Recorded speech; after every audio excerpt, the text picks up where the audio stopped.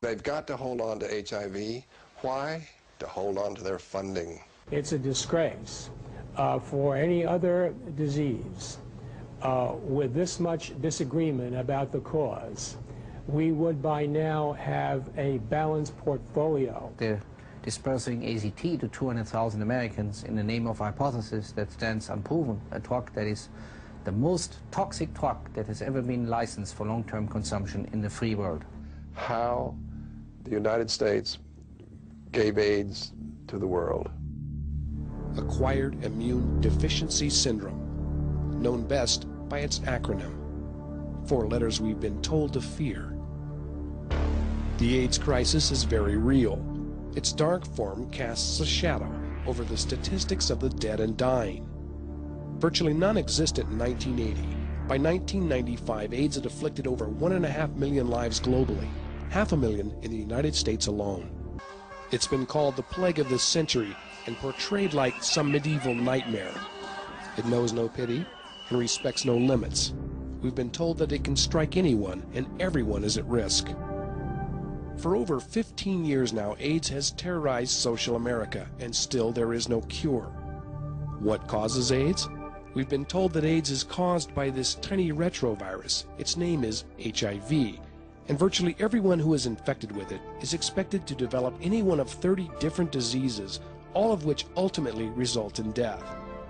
To stop HIV and AIDS, the U.S. government has enacted emergency measures, spent $40 billion, and mobilized the greatest scientific research effort in the history of man. The war against AIDS has spent more money and utilized more scientific talent than it took to land on the moon. All this to fight a microscopic enemy, and still there are no certain results. After 15 years, the public asks, why? There is a good explanation as to why the war against AIDS has been a total failure. We've spent all our time and money trying to stop this virus, HIV. And as many top research scientists have tried to point out, this virus is not the cause of AIDS. For over 10 years, this argument against HIV has been dismissed by the government, suppressed in the media, and disputed by the political economic powers of the AIDS industry. Yet, since 1987, a growing group of scientists continue to make this unnerving allegation. AIDS research has not failed because it never found a cure. AIDS research has failed because it never found the cause. Is this virus, HIV, really the cause of AIDS?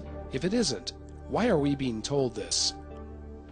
The virus that causes AIDS. The virus that causes AIDS. The AIDS virus. HIV, the virus that causes AIDS.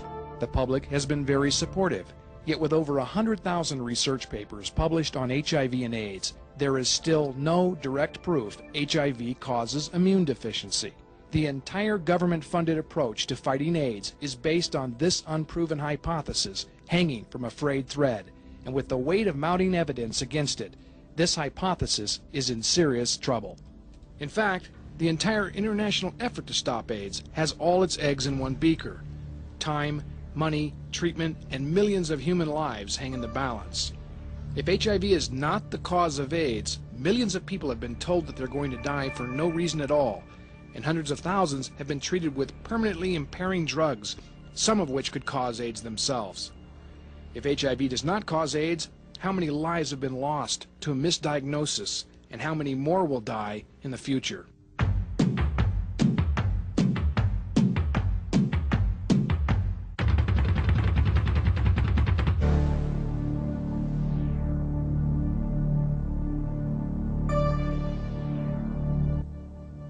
In the next few minutes, we will present 10 scientific arguments that explain why HIV does not cause AIDS, what the causes could be, and why treatments with dangerous drugs like AZT are unnecessary and cause the very disease they're supposed to prevent.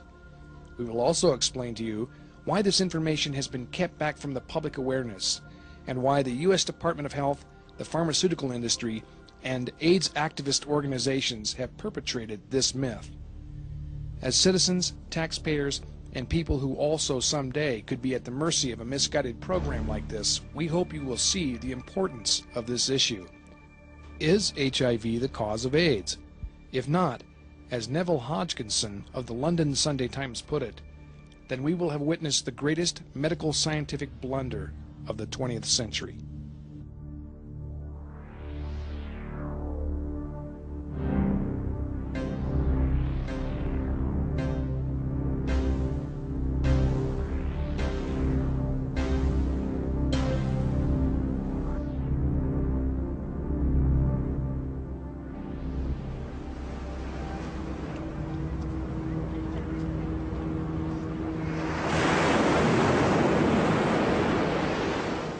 Today, nearly everyone has been affected by AIDS. Whether it's a friend or a lover, a business acquaintance, or even a perfect stranger, AIDS has had an impact on our entire culture. The dread hangs silently over society, and there's little hope on the horizon. It's time we ask ourselves some serious questions. Could we be on the wrong track with HIV? Have we jumped to conclusions that will only lead to a dead end? Are we willing to accept the truth, even if it means that our whole campaign against AIDS has been in vain? To understand just how HIV became the target of this international war on AIDS, we have to look back at how it all began. What set into motion the chain of events that many say misled objective science? When the first reports of immune deficiency surfaced in 1981 among a small group of gay men in Los Angeles, it was believed to be a result of behavior unique to homosexuals. But all that changed when similar conditions started showing up in IV drug users and hemophiliacs. That set off an alarm. What had been called gay-related immune deficiency now appeared to be an infectious disease that might spread throughout the entire population. This threat of a deadly blood disease being spread by sexual contact was sensationalized by the media and enraged gay activists who demanded action from the government. Public health officials issued strong warnings that this new immune disease could be acquired sexually by anyone. Suddenly, immune suppression common to drug addicts, homosexuals, advanced TB patients, and scores of other diseases became linked together in a microbiological search for a common cause. Acquired Immune Deficiency Syndrome, or AIDS, was born. And as the bathhouses in San Francisco closed and the fear of AIDS spread, the U.S. Department of Health came under heavy fire to find the cause and remedy quickly. The public was willing to believe science could provide a quick fix, so the funding began to roll in. The objective is clear: stop what is killing T cells and weakening the immune system, and you have found the cure for AIDS. But what exactly is killing the T cells? Is it really HIV? In the beginning, a number of different causes were suggested. Drugs like heroin, cocaine, poppers, barbiturates, and amphetamines had all been observed to harm the immune system. Also, malnutrition, repeated infection, overuse of antibiotics, and stress. The decision was made politically to abandon the behavior AIDS model for the infectious epidemic model, and the virus hunters pressed on, self-convinced that AIDS could be stopped by a vaccine or a treatment.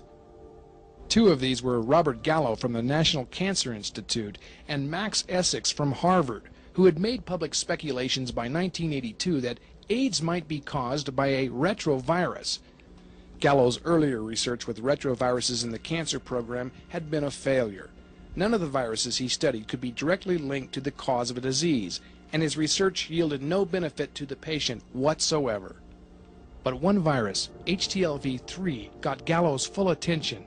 It was this virus, or as Gallo claimed, a variant of it, that would become the virus that causes AIDS. Riding the whirlwind of public demand, Gallo made his move. On April 23, 1984, Secretary of Health and Human Services Margaret Heckler and Robert Gallo called a press conference together that would involve the United States Department of Health in what critics claim would become the biggest medical scientific blunder of all time. First, the probable cause of AIDS has been found, a variant of a known human cancer virus called HTLV-3. With HTLV-3, Gallo's white elephant virus program made the jump from the cause of cancer to become the cause of AIDS, and the target of billions of dollars in research funds. Simultaneously, as the press conference was going on,